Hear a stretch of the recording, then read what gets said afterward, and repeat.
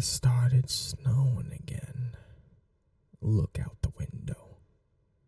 Can you see them playing? Those little fledglings, giggling and running all over the estate's grounds.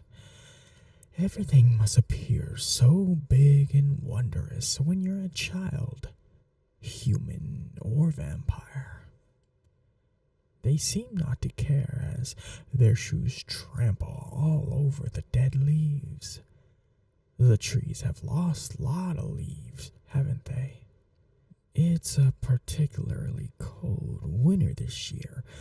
Every day is gray, but the sky's always gray in this city, isn't it, pet? Still no response? I suppose you haven't acclimated to the civilized conversation even after all this time, dear one. But I like your quietness, how pensive your eyes get as you stare at your reflection in the frosted glass. Fetch me a bottle of wine, would you? One of those fresh from the vineyards of Lignion. You know where to find it. It has been ages since I last visited that charming little town on the southern peninsula. Nobody makes wine and perfumery like them. Have you ever been to Lignion, pet? No. What a shame.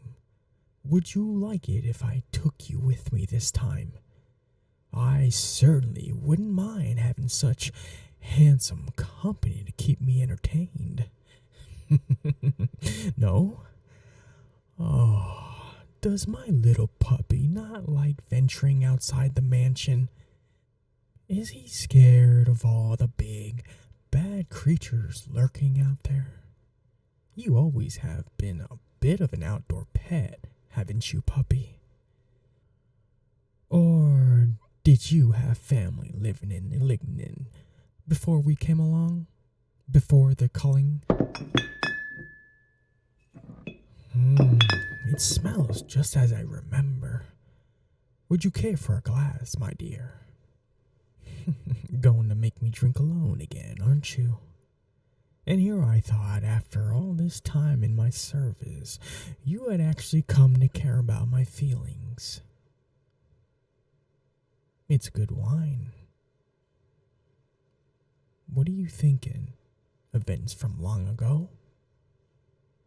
Your precious eyes seem distant again, like you're seeing spectres. That's how I can tell. Also, I'm a vampire. I can tell everything, from the faintest change in the rhythm of your heart to the ever so soft shivers running down your spine, to the delicious blood coursing under your skin, straining against the veins and arteries to call out to its rightful owner, to drip and drizzle on my fangs. No need to start squirming now, pet. It'll hardly be the first time. You love it when I drink from you. You love my attention. Spectres of the past, do not go sinking them. What's gone is dead and buried like leaves under snow. You had a happy childhood, didn't you? It wasn't perfect, but you had reasons to smile, to be alive. That's more than what most humans get, dear one.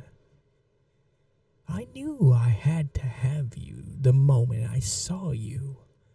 You looked so sad and fragile, standing all alone in a sea of corpses and raging fires, too shocked to feel fear.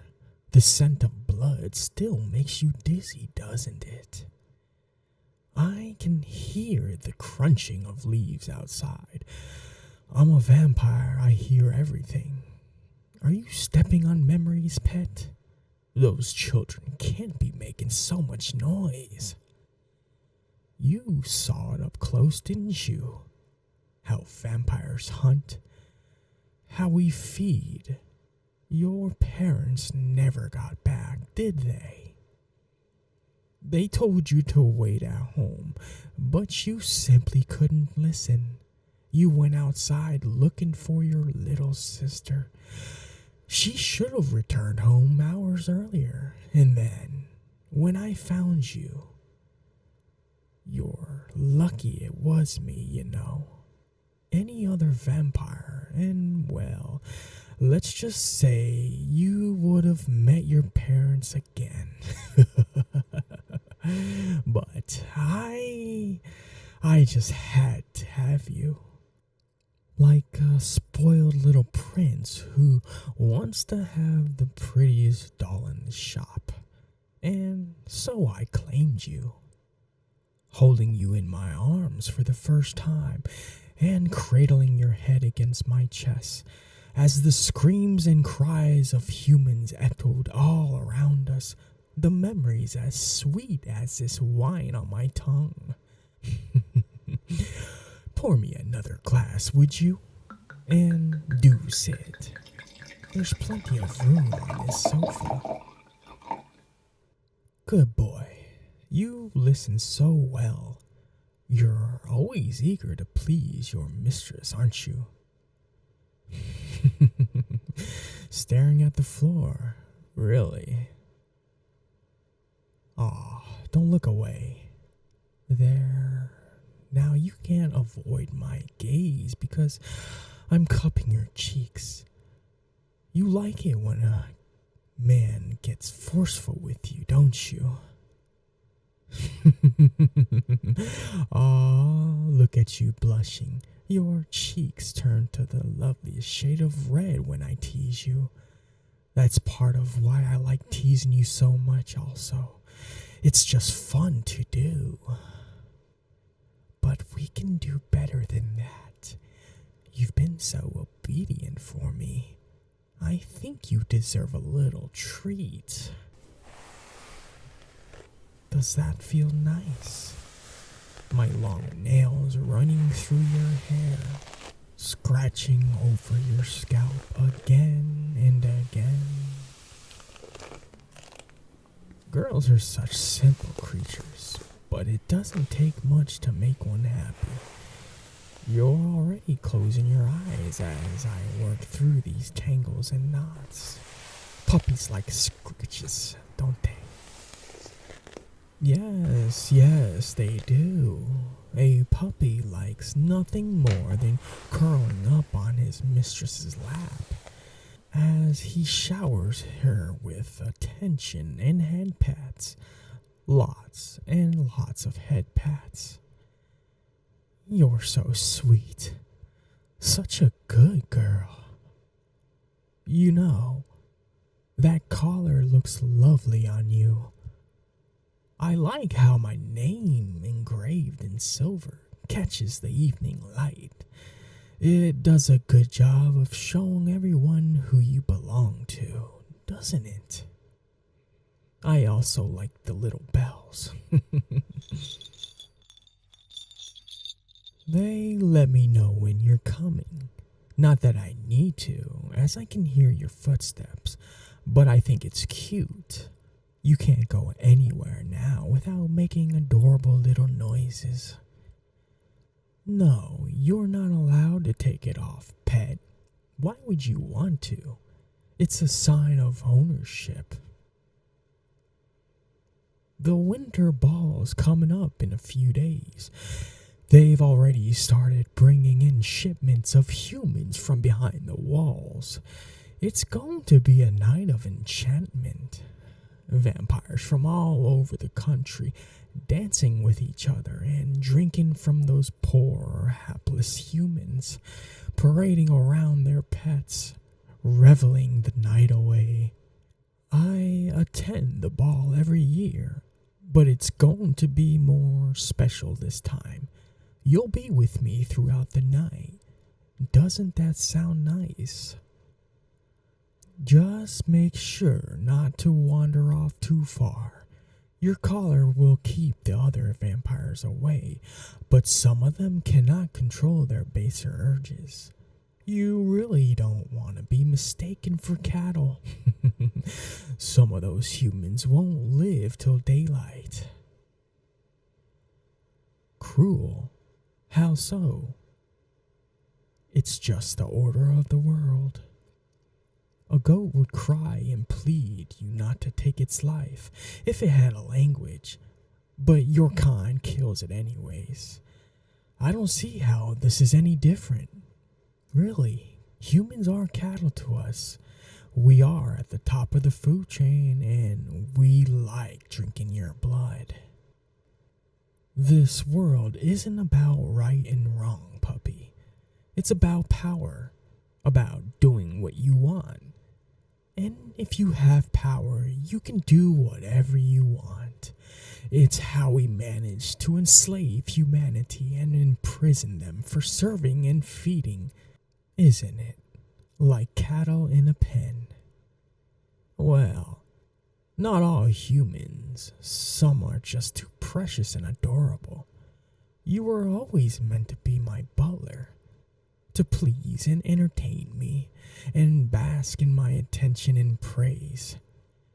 And you wouldn't have it any other way now, would you, pet? Would you, pet? Good boy. See? I knew you were bright. So very bright and obedient. The perfect pet. I just can't get enough of you. You know, you're like my own personal drug. Come here. Let me hold you. You feel so soft and warm in my arms, with your head nestled in the crook of my neck. Your blood smells heavenly. You don't know how much restraint it takes every time I see you to keep myself from pinning you against the wall and drinking every last drop. But I'd never do that. I've grown attached. No, trust me, don't you? Of course you do. Or at least you learn to. Tell me, does your leg still hurt? Yes. Your limb still hasn't fully gone away from when you made that silly little attempt to escape. Don't worry, it'll fade in time. I can only hope for your sake the lesson won't. You won't be pulling stunts like that again, will you? Trying to get away from your loving owner. No, we will not be doing that, will we? You don't like it when I get mad. I can be scary when I'm mad. It feels so much nicer to obey than to resist. I see no reason for you to not give in. I know my kind took everything from you, but I didn't. I saved your sister, remember? Those tears running down your face. They awakened something in my cold, dead heart. So I brought her to you, untouched. I see the way you look at me. The fire burns behind those eyes. How you still try to convince yourself that this is all a nightmare and you'll wake up any moment in your old bed to the sounds, perhaps, of your mother bustling about in the kitchen, to pots and cutlery and whistling kettles ringing around the house. I'm sorry, but you won't. This is where you will always be, kneeling before me on cushions of plush velvet. Hey, puppy, remember that trick I taught you? Do you want to play fetch? Do you? Do you want to play? do you want to fetch a stick for your owner? Here, go on, fetch it. I don't have a stick, so I threw a chocolate from this bowl. Get it, puppy? What? Don't look at me like that. Or just playing. Now go pick up that chocolate. A good butler should always obey the whims of his mistress. No, You're supposed to be seeing your little sister tomorrow, aren't you? Oh, don't look so pale. You think I'd keep you from seeing the only family you've got left? Do you really think so little of me? No, pet. Of course you can see her. I let you meet her once every week, don't I? I arranged for her to attend school, right along the children of vampires, to always be accompanied by protectors, to be cared for. She's practically treated like royalty, the sweet little thing. I just worry sometimes. She's so young. Nothing's going to happen to her, but I do find myself wondering how things will turn out if she were to catch the interest of one of my sisters. Oh, that expression, and I thought my eyes were scary. What, with the red and all? Go on, puppy, pick up that chocolate. Play fetch. Good boy. Such a good boy, see? That wasn't so hard now, was it? And this is how it's always going to be between us. Why, you'll always be my meek, dutiful little butler. But don't worry. I make sure to reward you when you're good for me, don't I? You'll enjoy this part next. I guarantee it. Oh, don't struggle. You're only getting me more worked up. Stop squirming. There, good pet. How often have we been in this position? Me on top of you, and you lying pinned to the bed, unable to get away. Not as often as I'd like. Why are your eyes wide with alarm, my dear? You know I haven't drunk from you all day. My fangs are aching to bite into that soft neck of yours. Don't worry. I'll be gentle, I promise. Let me just undo your collar. Try not to move your leg too much, and you'll only end up hurting yourself. I've missed this sight. I just don't get enough time to play with my toy these days. I mean, I still drink from you every day, but you know what I mean. Look into my eyes. Can you do that for me, pet? Or would you like me to pull your hair to make you? Don't close your eyes. You know which way it goes. It always goes my way. Can you feel my breath on your face? Feel my nose almost touching yours. How my hair drapes around your face like a silky curtain, hiding you from the world outside so only I can see you. You know you want to look at me. I'm beautiful, aren't I? I've seen the glances you give me when you think I'm not looking. Why, you can probably already picture my crimson eyes in your mind, looking at you in adoration, deep, unblinking, hypnotic. You want to close your eyes for me? Like you always do? You're only human after all. So do it. Open your eyes. Give in. Open them. You looked just like this when we first met, you know. You were afraid at first, confused, and desperate as your world shattered around you. But at last you grew still, as if unable to move. There was this look of wonderment in your face, like you'd never seen eyes as alien and enchanting as mine, just like now. Didn't even have to put you under my thrall back then. Twist your neck to the side for me. There we are. Good job. I know all you can focus on right now is me and my voice, but I kinda wish you could see how lovely you look. With the last light of the day casting your skin in an unearthly glow.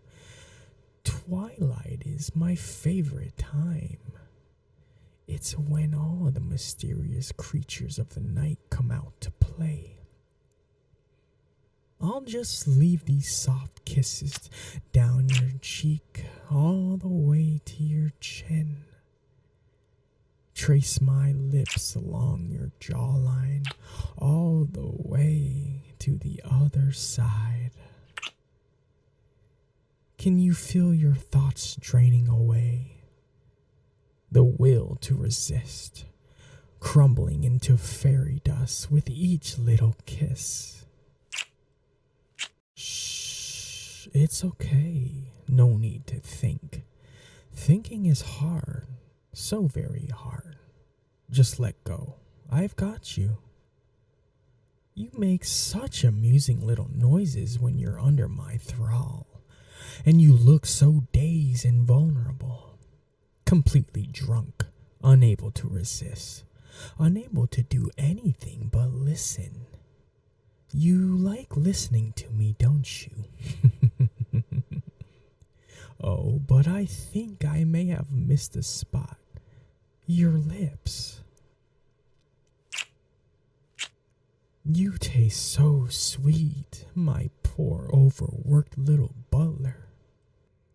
Let me just trail down your neck, just like this, to the side, right on top of this lovely vein. Oh my, did you shiver just now? You delight me so, pet, yes. You know what comes next. I can't wait anymore either. Stay still. I need more. I'll never get tired of this taste. Your blood is like ambrosia, sweeter than all the wines of the world. I'd love to drink more, but I can't have you getting anemic now. A vampire needs his butler to be ready to serve him beck and call, after all. What is it? Did you manage to taste some of your blood on my lips? You don't seem to enjoy it as much as I do. No, I said nothing, pet. Just focus on drifting among those pretty stars for me, all right? Your eyelids are so droopy, you look absolutely adorable. You're safe in my arms. Nothing can hurt you. Just you hear my heart beating through my chest as I rest my chin on top of your head. It's because of you. To have her heart beating again for someone, that's how a vampire knows she has met his betrothed. I have to go after a while. I don't want to leave my cuddle puppy. You're so warm. but my duties as a noble of the Night Court must be fulfilled. Don't worry, I'll be right here until you fall asleep, and then you'll be staring into my crimson eyes again when you wake up. Aw, is my hair tickling your face? Good.